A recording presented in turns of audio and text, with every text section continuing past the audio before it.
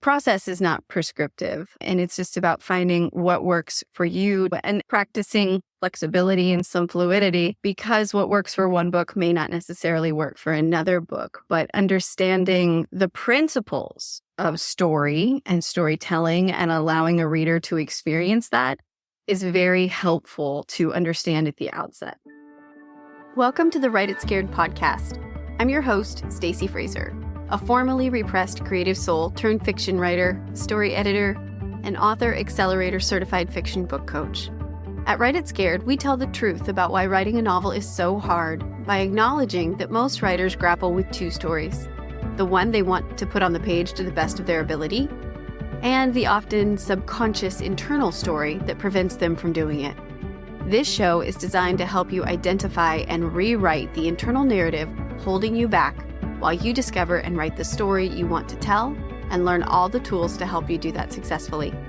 Join me each week for a new episode where we'll talk about writing to deepen our understanding of the craft and of ourselves as writers. Writing a novel is an inside job that we do not do alone. Welcome to Write It Scared. I'm glad you're here. Let's dive in. Hi, writer. Welcome back to another episode of the Write It Scared podcast. I'm your host, Stacey Fraser, and as you can tell, I don't have much of a voice today because I've come down with some crummy cold. So I'm going to try to save my voice for tomorrow when I meet with my clients to go over their submissions. And because of that, I didn't have it in me to record a solo episode for you for the corruption arc. And I don't think you really want to listen to me this way anyway. So what I'm going to do instead is share the interview I did with Emma Dashie from the Be a Bestseller Summit 6.0 Back to Basics event in January. And it was on how a writer can approach planning and outlining their novel in a way that would work for them, regardless of whether they were a pantser or a plotter. So I hope you enjoy the conversation. And when we come back for another craft chat, voice willing, we will talk about the corruption arc and then wrap up our character arc discussion with the static arc. So thank you very much for your patience, and I hope you enjoy the interview. Hey, everybody, and welcome back to another lovely interview with Be a Bestseller 6.0 Back to Basics. And today's guest is the lovely Stacey Fraser. Stacey is a formerly repressed creative soul turned fiction writer. She's an author accelerator, certified book coach, and the host of the Write It Scared podcast. Her mission is to help beginning and struggling fiction writers overcome self-doubt, to find joy, and gain clarity and confidence in their process and craft so that they finish books they are proud of. When not writing, reading, or working with writers, you can find Stacey crafting with her daughter, hanging out with goats, of course, and on the trail with her goofy love pups. Today, we're going to be talking about how to plan or outline your novel. But Stacey, welcome. So lovely to have you here. Thank you for having me, Emma. So I can't mention goats and not ask you about them. Do you have one goat, multiple goats? No, you cannot have just one goat. They're social creatures. If you have one goat, you will have a very lonely, sad goat. So no. I have 5, 6, 7 now. That's a little herd. You've got a little herd of goats. I do. I've always been, I have an affinity for dirt and animals as well as stories. So I love that. I used to milk them and make lotion and soap and all the things. And then when I had my daughter, just too many hobbies. So, but I love them, and they are now my pasture pets. Oh, lovely. And are they as grumpy as we kind of led to believe they are, or are they quite cheerful? They're very sweet. Mostly. Love it. Well, we are not here to talk about goats, unfortunately, but we are here to talk about planning, plotting novels, getting things in shape, or thinking about things before we start doing the writing. But just before we delve into that, I'd love it if you'd share with me and our audience a little bit about yourself and how you stopped being repressed and stepped into the writing world. Yeah. Well, I love that question. And I always find it's hard for me to answer in just like a small nugget, but I'll do my best. I grew up believing that creativity was not for me and that I did not have a place in that kind of world. And I pursued a very linear education and career path. And I chose a lot of I should do's. I should do this. I should do that. And that led me to degrees in economics and in medicine. And I practiced medicine for 10 years as a physician assistant. And as in story, our stories are about characters' internal journeys. My internal self was rubbing up against this world I had created, and I was very unhappy. And no dirty details, but there came a point when the rubber met the road, and I had to do some changing. And through that, I leaned into stories again, and really, that is probably where I discovered the power of story. Story truly has the power to change and shape lives and save them. And it's no stretch to say that it saved mine. And so hearing other people's stories, reading other people's stories, fiction or nonfiction, is a way to create empathy for yourself and compassion for yourself as well as others in your community.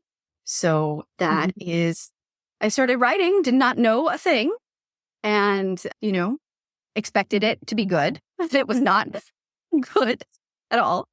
But I really, I took time and hell of a lot of therapy. But I came to the place where I believe that, my voice is as unique as yours, as unique as the others, and we all have something to say. Yeah. And if we want to say it in whatever manner, in long form fiction, which happens to be mine, then we can learn the tools that we need to be able to do that. Yes. And that is, so many good things in there. I think you had your own inciting incident, which then changed things and moved you into fiction. And I think that happens for a lot of us who have taken that sort of more scenic route towards writing and storytelling. That something happens in our lives that makes us kind of think, do you know what? I've got to do this. I've got to shake things up. I've got to change things so that I feel fulfilled, or what was important isn't quite as important as it once was. And actually, particularly for us women, there comes a point where we think, maybe I'm allowed to do this for myself. Even if I never publish, even if I never become a bestseller, this is a joy for me, and it's fulfilling, and it calms my brain and balances everything out for me. So I'm going to be allowed to do it. So thank you for sharing that with us. I loved too that you mentioned the idea of this story being, it's about compassion, it's about people, it's about learning. And I 100% agree. I don't think we fully understand, actually, when we're simply readers, when we're not thinking about this from the creative side of it, but the consumer side. I don't think we always understand just how much novels do have an impact on us and how we view the world, and that we live vicariously through a character, and sort of almost unknowingly it can help us see the world differently and be kind of more open to things we might not have been beforehand. Mm-hmm. Right. Yeah. So I love that you've mentioned that. And then finally, the thing that I did appreciate you pointing out is that your voice is unique as my voice, is unique as anybody else's. And I know that's something that a lot of writers worry about, is what have I got to say? Do I have a special enough way of saying it? My vocabulary is not big enough, or I'm not well read enough. But an analogy or an example I often used is, our fingertips. We each have our own fingerprint, and that is unique. And it's as unique as the experiences we bring to our story, and whatever words we choose, whatever vocabulary we use, it's unique and it's ours. And so I'm really glad that you mentioned for our listeners. So, but let's delve into our topic, shall we, about planning and plotting and preparing ourselves for this book. And I know that one of the steps, and maybe some would say might be the most important step, but certainly one of the primary steps, is that idea of what's going up in your head, where we're at up there. And so mindset, I think, possibly is one of the steps that you believe in, and having that as being as part of your preparation. Yeah. And before I go there, I'll just say that this is not prescriptive. It's really, process is not prescriptive. And it's just about finding what works for you, taking what you like, molding it into a process that, works for you, and practicing flexibility and some fluidity, because what works for one book may not necessarily work for another book. But understanding the principles of story and storytelling and allowing a reader to experience that is very helpful to understand at the outset. But having said that, not prescriptive. There's no one way to write a novel. So, and certainly I'm not going to talk about an exhaustive outlining process today. So if you're a pantser or a discovery writer, you're safe and it's okay. But yeah, so mindset, I always invite writers to think about the relationship they want to have with a creative work, especially if this is your first or maybe second time. I mean, welcome to the madness and the magic that is, writing a novel. You can be thrilled in 1 second and miserable the next because you just realize the thing you discovered just created an entire plot tangle for you someplace else. So, and I just want to encourage people to find the communities and the pockets and the places because this is that resonate with them because this is a very warm and inclusive place. I didn't know that. I didn't believe that when I first got here, but I have come to learn that. So yes, mindset. One, I think setting your expectations up from the get-go is really important. Nobody writes a perfect novel in one shot. Nobody edits everything perfectly on the first pass. This is messy. And it really probably doesn't necessarily get less messy. You get maybe more efficient and better at handling the mess as you practice. And that's another thing is that writing is a practice. And this is a practice where we will pursue it. And no one really will ever master it entirely because it evolves and it changes with the times. And it's as unique to you or me or anybody else.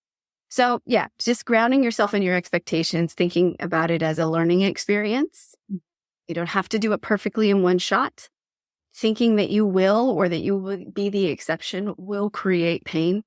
And, it's not just a one and done either. You can't just say, okay, well, I'm going to have a positive mindset here and a learning mindset. It creeps in the inner critic, the procrastination, the perfectionistic tendencies. Those things will creep in. The comparison will creep in. So cultivating a level of self-awareness as you're planning, developing your story, as you're writing, as you're editing, and doing some self-checks, be like talking to that negative piece, the negative voice on the shoulder, being like, I don't need this right now. And just know that it's normal. It doesn't make you bad, good, or indifferent. It's just, we all have it. So yeah. Keep your expectations low, embrace a spirit of exploration, of creativity.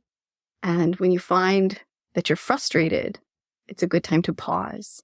You don't have to write every day.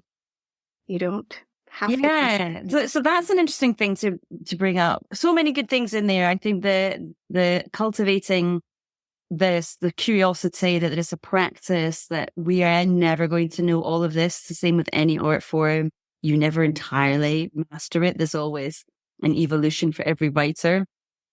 But so let me ask you though about that idea of writing every day. Is that something that you feel, because it's quite contentious, I think. Some people think, yes, you do need to do this because this is how you develop your practice and this is how you develop your process as well. And it gets you into the routine of it and it takes away the pressure. And then others will be like, well, no, it adds the pressure and it's, you don't need to write every day. So do you fit into kind of one of those camps, or what have you noticed with the people, either in your own writing experience or with the people that you work with? It depends on the writer.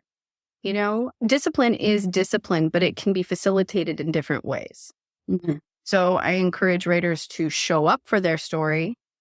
And some writers need to be able to breathe a little bit and think about things and noodle. Other writers do better if they come to the page and they type. They noodle as they type. So it just depends on the person.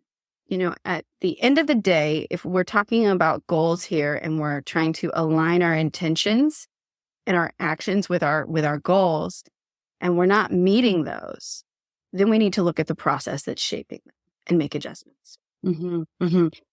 There is no one size fits all. Part of the job of being a writer, particularly those early books, is you finding your process, I think. And that can be as equally frustrating as putting the words on the page as well. Because one of the things you just said earlier was that actually the process for every book can be a bit different as well. It's not just a one and done thing. And I think that's really important for our newer writers listening to know that it's a constantly evolving thing. And just when you think you've nailed it, something might shift a little bit. And that doesn't mean there's anything wrong with you. Yeah, exactly. There's anything wrong with you, the writer or the story. Mhm. Oh, it's just the nature of this bizarre world we've chosen to kind of immerse ourselves in. Mhm. Okay, so if say we've got, feeling good about it, we've got our expectations at the right level and we want to start moving forward. So we might be a writer who's got an idea. How do we start to take that idea and start shaping it into something that might be workable? Yeah.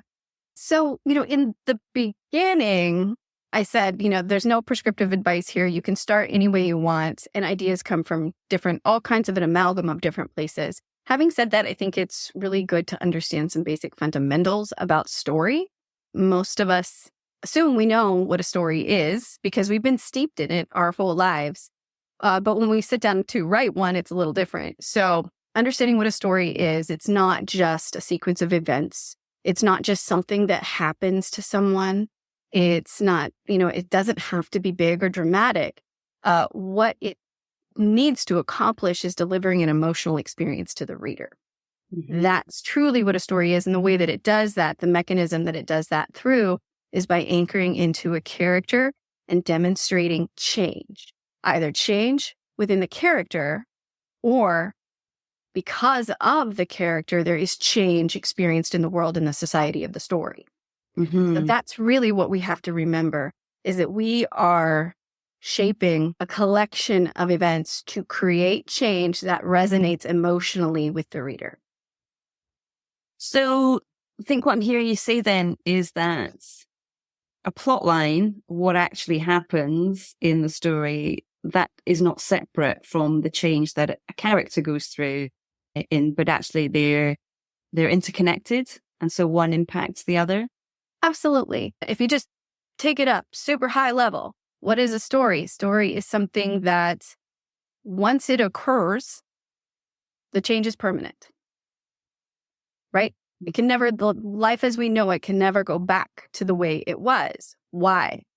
Because of the interpersonal transformation of the character, or that character stayed true to their beliefs and values, and because of that made difficult decisions and the world around them changed. So it is interconnected.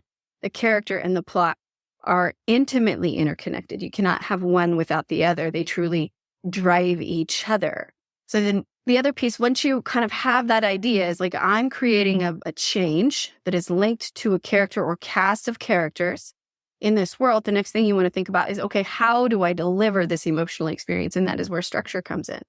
So understanding that structure, because you're trying to drive this thing to a satisfying ending for your reader. Structure is the vehicle that will allow you to do that.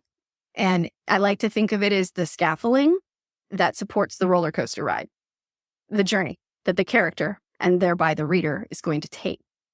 And it's not formulaic. And I used to think it was. And I was very like, I just re-embrace my creativity. I don't want anybody telling me what to do. But I learned that there is a rhythm to it and a reason for it. And so it creates that satisfying emotional ending, regardless of whether that is positive or negative. So understanding, and there's many, many different types of story structure out there. And if you're a new writer stepping into this as your first or second book, and maybe you're trying to decide between what do I use, 3-act, 4-act, W plot, save the cat, whatever, hero's journey, pick one. Just pick one. Don't mix and match. Just pick one that resonates with you, that you like, because really they are all saying the same thing. They are all showing you how to create this transformation, and they might just be using different terminology. And so it's easy to get confused. So just pick one and understand that's the vehicle that's going to drive your bus to the finish. I'm so glad you said that, because that absolutely reminds me of me, a number of years ago when I did think that all of these different structures were different. And that it took me a long time to realize that they were all talking about the same thing, but just using different terminology. Mhm. And I remember feeling, It narrows the canon when you realize that. And you're like, oh, yeah, really, really in Western society, all of that really is, it doesn't matter if it's the W plot or the Save the Cat or the hero's journey. It comes in like this 3-piece mechanism, right? We have beginning, middle, end. And so all of that terminology, all of those plot points that they're talking about fits into that structure. yeah. So So yeah, so it's kind of just like however the writer's brain works and what words resonate most and the kind of the way the teacher talks about it. If that resonates with you and makes sense to your creative brain, then go with that one. But yeah, I just laughed at myself and I realized, oh, it's all the same thing. Okay, who do I resonate with? And we're not making this up. This is backed by neuroscience. And for writers, like, two really excellent resources to learn about how a human's brain interacts with story and why we are interested in the experience of being in a story is all back to our neurobiology. It's all back to survival. It's all linked to our lizard brain. But those resources are Wired for Story and Story Genius, both by Lisa Cron. Highly recommend them. Yeah, I love Story Genius. Yeah. It's one of my go-tos, absolutely. Especially in that planning stage. And one of the questions that she asks, and we're both Author Accelerator trained, so it's something that comes up for both of us, is why does the story matter to you? And I think that is actually one of the parts of the planning that we need to do, which I didn't always see. And I wonder if you could speak into that a little bit about why. And one of the questions we ask our clients is, why does the story matter to you? Why are you the person to tell it? And that is it's a question that can stump you, can really confuse a lot of people. I wonder if you could just tell us a little bit about that and from your own experience, maybe how you found it benefits your own storytelling, but also those of your clients. Well, I think, again, it depends on the person. Some people come in and they have an idea and they have a reason for that idea. Other people do not. And they want to write something that is light and fun and exciting, and they haven't anchored into the internal experience that they're thinking about, they're thinking about showing within the story for the character. And that's fine. So I keep it very high and very light. What is it that interests you about this idea or this, this scenario? What are you interested in exploring? And if it's high and it's light and we haven't really dug into the dirt yet, we leave it there and we explore some other elements of the story. And when we get to talking about, okay, so at the end of the day, what do you think your reader, what do you want? What kind of feeling do you want to leave your reader with? Then we come back to the why. Okay, but why does that matter? So you want to write a hopeful story about love and connection. Why does that matter? Mm-hmm. So we come back to that. And the reason that we do is because writing a book takes a long damn time, right? So you're going to be in this for a while, a year, maybe 3, maybe 5. It just depends, because again, this is a learning process. And if this is your first or second novel, you're learning a ton of stuff. And juggling a lot.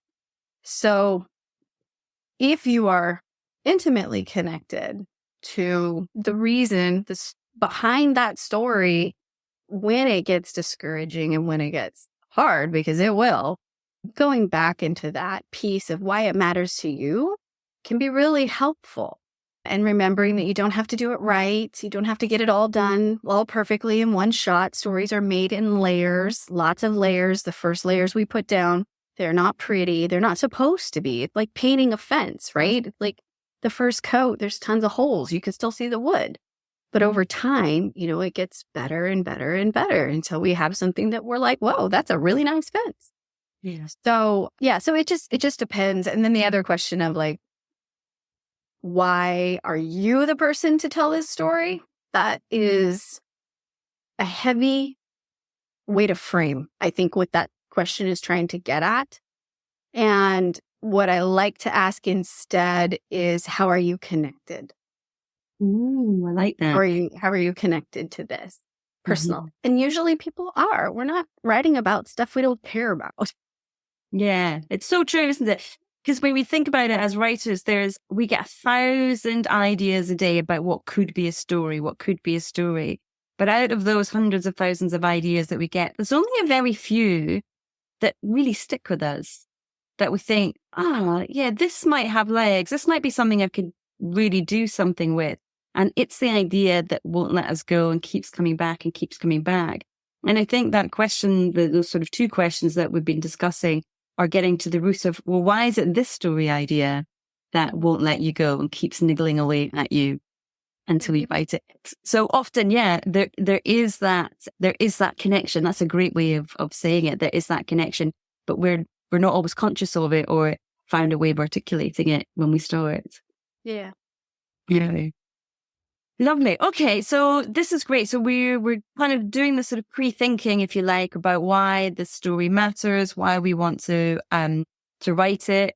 We've looked at some of the elements of story as well. So we've touched on structure. Was there anything else that you wanted to kind of touch on with that in terms of? Well, I think that, again, so understanding what a story is, understanding the mechanism that you're going to deliver the story through is structure, and then thinking about the elements that go into that, the components, which it doesn't matter like how you approach them or in what order, but those are thinking about the setting, like where and when is this story going to take place, and considering any world building aspects that you need to dig into, and how can where and when the story takes place add tension and conflict to the plot, to the story.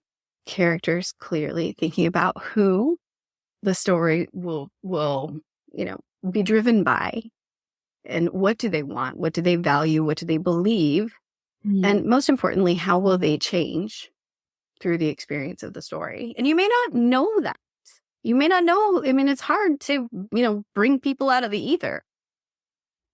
But if you have an idea of who they are at one point or other, one side of the story or the other, then you can either go forward and kind of think, okay, well, what's the inverse in either direction? Like I want them to, and in a place of happiness and hope. Well, perhaps at the start of the story, they think their life is just fine and they don't need anybody, so they're disillusioned. Or perhaps they feel like they're undeserving of love, right? So you can kind of work backwards from there. But whatever makes them engage into the story has got to come with cost. So you have to remember to build in these stakes, which is the why does it matter?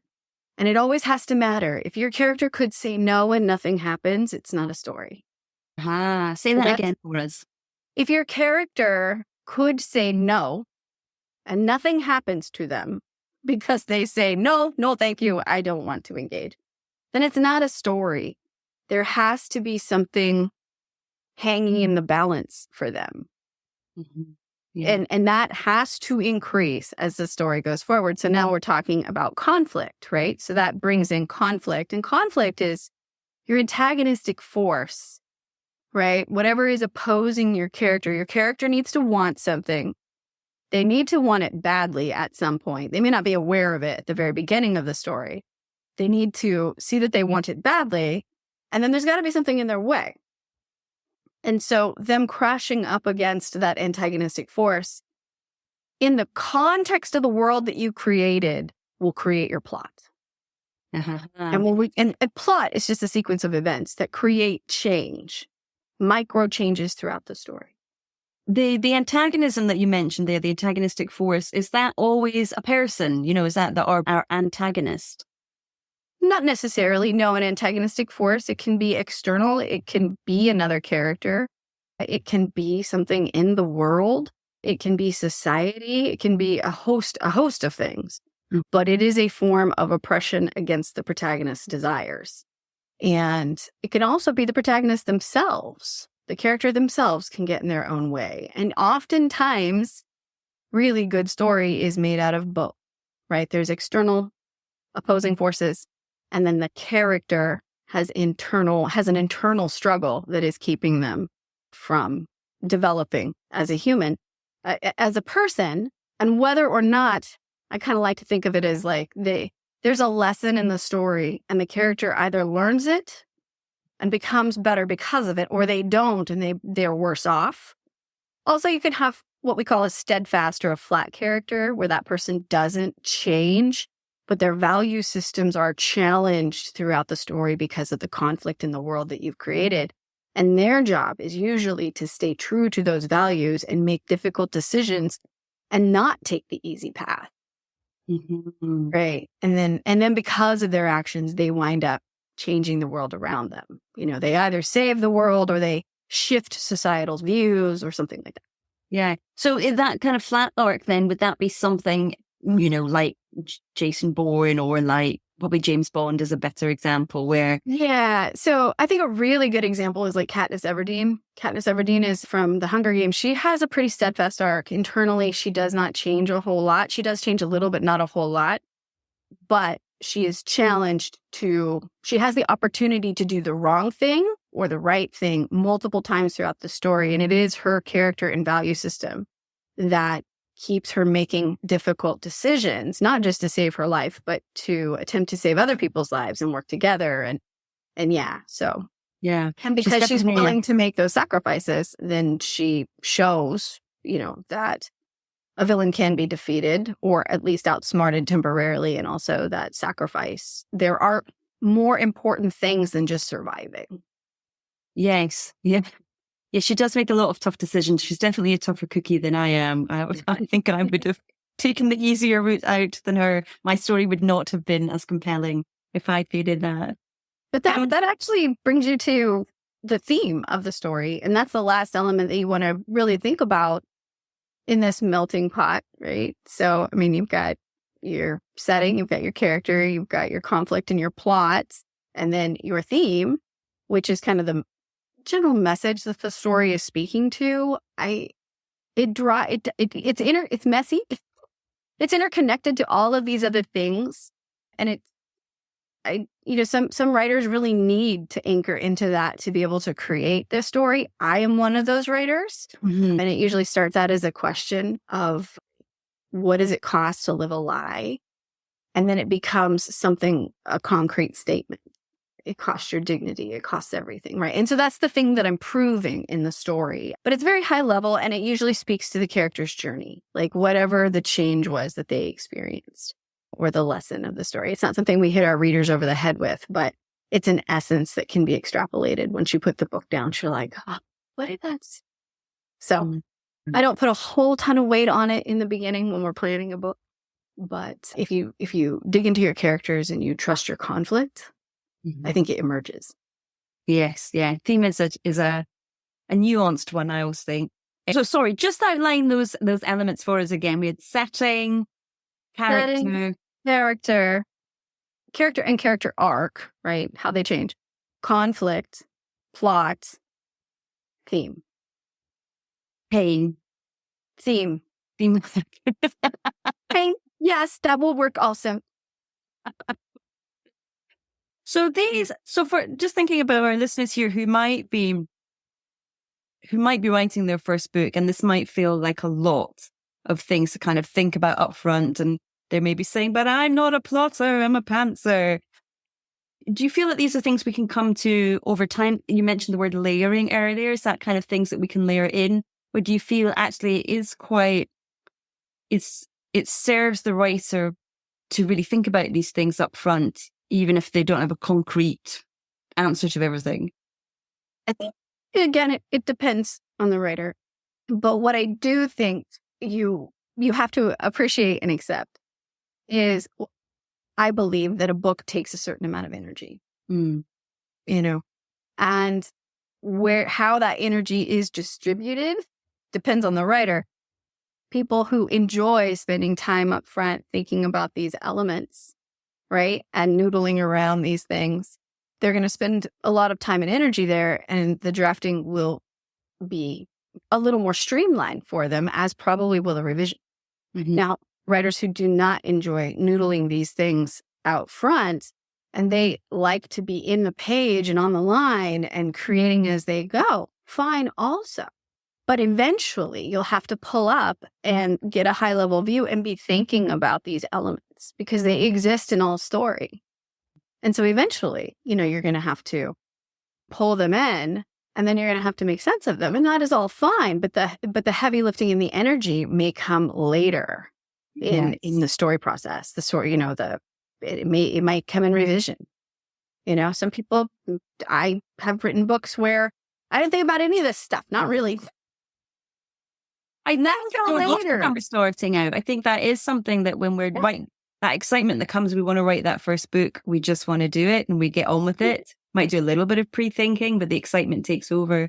And then I think there's maybe like this shift that happens once we sort of decide, we make that move from this is a hobby to, oh, I'd actually like to publish this book. And then we start thinking more in depth about the story that we're writing. So if anyone's listening and they haven't thought about these things, that's perfectly normal as well.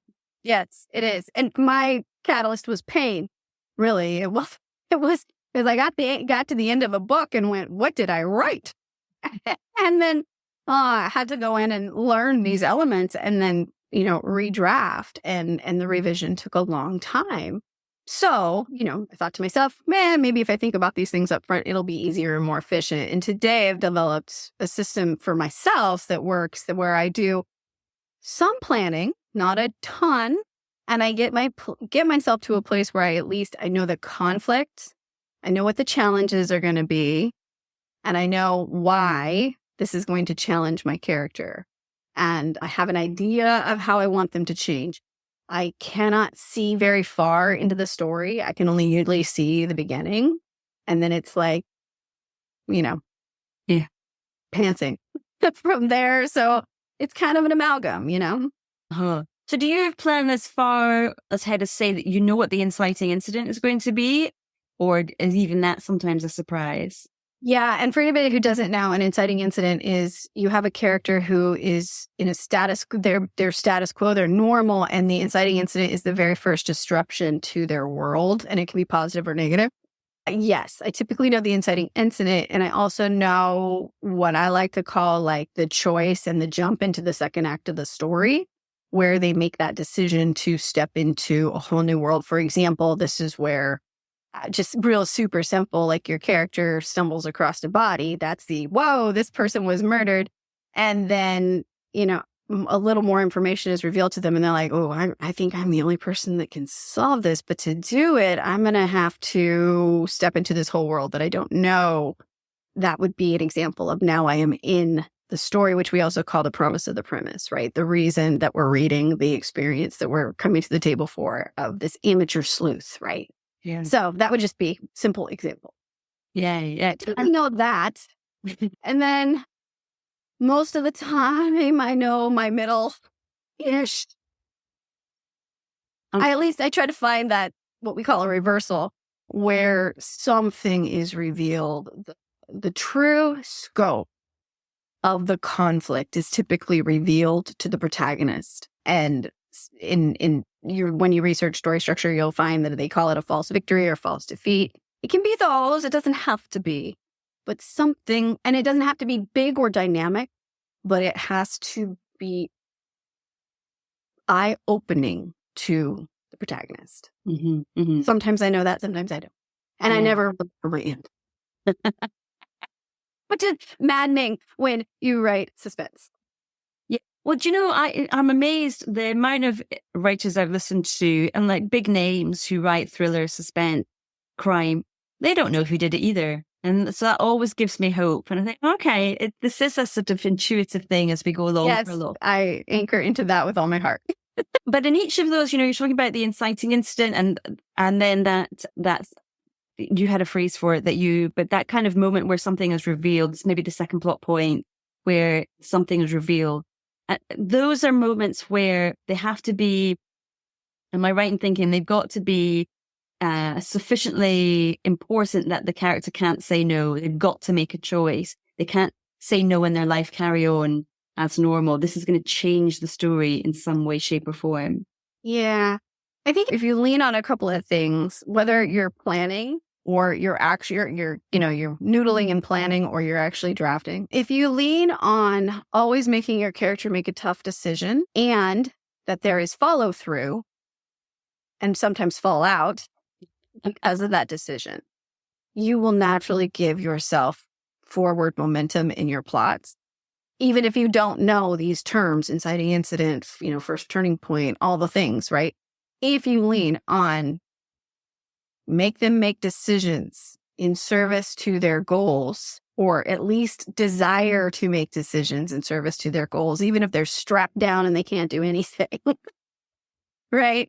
Have them thinking about the plan. If you do that and then build in the cost, you're naturally going to give what we call the story narrative drive or plot thrust, right? Forward momentum. And that stems from character agency. And sometimes also, like, if you get stuck in your plot and you're like, oh, I don't know what happens next.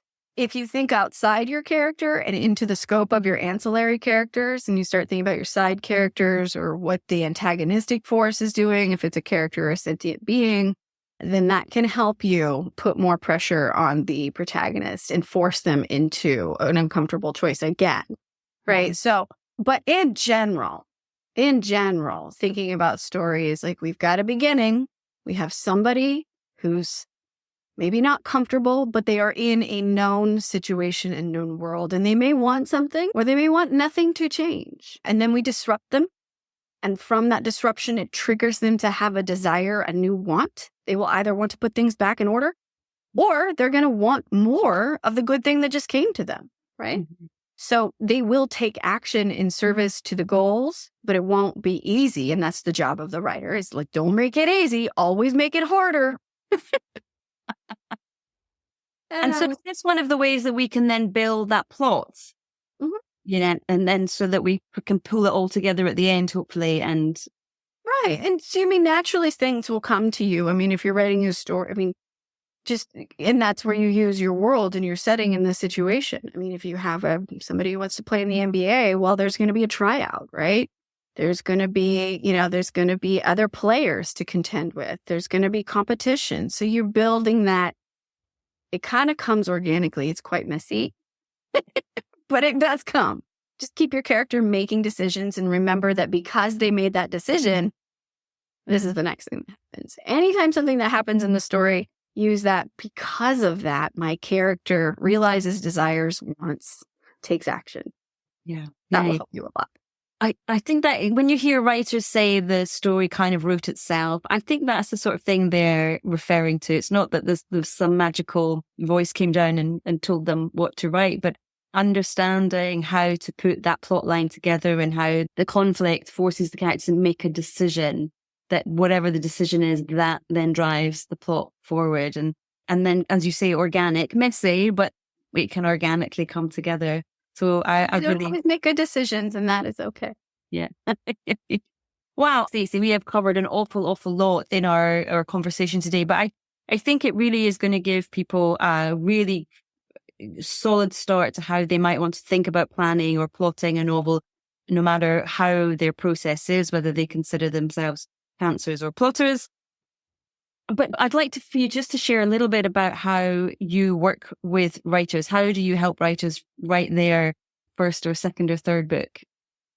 Yeah, so I work with writers either in small group coaching environments where there's, 4 to 6 writers at a time, and we create like a cohesive little community of support and camaraderie while they're learning the principles of story and begin developing their draft. And then I also work with people one-on-one as well. And so it's very much the same process. It's just whether you enjoy being in a group coaching environment or you prefer being one-on-one. The one thing that I feel very strongly about is in a group setting, writing a brand new novel, especially if you're fairly new to this and you're drafting, is not a time for critique from peers. It's not the time for people to be looking at your lines and critiquing your prose. Yeah. So my writers do not swap work in the group coaching, but they do share their work with me privately. Right. And yeah, so those are the 2 ways. And then the other way is the podcast, the Write It Scared podcast, which is really about kind of exposing the underbelly of the writing process, the hard parts, the disheartening parts, where I interview other authors who are willing to share about that vulnerable experience and share just how ugly those first drafts truly are, so that it kind of normalizes the roller coaster for all of us, as well as focusing on craft and, living this messy experience as a human and a writer. It is crazy and messy, but I have to admit, I wouldn't want to be anywhere else. I think you said at the top of the call today that it's a really supportive environment and community to work in, and we couldn't be luckier. And what lovely offerings that you have. I like the sound of the small group, particularly that it's really small, 4 to 6 writers. That sounds so lovely that you get the community in that. I'm sure there'll be a few introverted writers as well going, oh, and I don't have to share my work with the group. That will be a relief as well. But knowing that you are there with your expertise, with your professionalism to come in and help guide them to tell their story the way that they want to tell it. Yeah, I love that. We are coming to the end of our call, but just before we say cheerio, you very kindly have a free gift for our listeners, which is First Draft Confidence Workbook and Plan and Draft Your Novel Without the Guesswork, which I know will be music to many people's ears. Can you share a little bit about it? Yeah. So it's a workbook that is designed to help you organize your thoughts, your ideas, think about maybe some of the ways that for, your perfectionism or procrastination or just things that get in your way have shown up for you before, and tools that you can use to remind yourself that this matters and this is important and it's okay to take time for this, as well as how to start thinking about characters and storyline and develop a very high level working outline. And right now there's a free bonus webinar that comes with the email, and it's a 40-minute free webinar where I take you deeper into these concepts of the 5 elements of story and how to put that together into a high-level outline. And it also comes with its own workbook too. So if you sign up for First Draft Confidence, then you get that as well. Wow, that's super generous. Thank you. And people couldn't be in safer hands with you, so I hope they will go and grab it. I'm sure they will. Stacey, thank you so much. It's been a real pleasure. Yeah, same to you. Thank you so much. Thank you for listening to the Write It Scared podcast. If you enjoyed today's show, please make sure to hit the follow button so you never miss an episode. And please leave a review. Reviews help other writers like you find the voices and messages they need to hear to continue to write their stories. Let's lift each other up. Remember, you can be scared and still be unstoppable. I'll see you next week.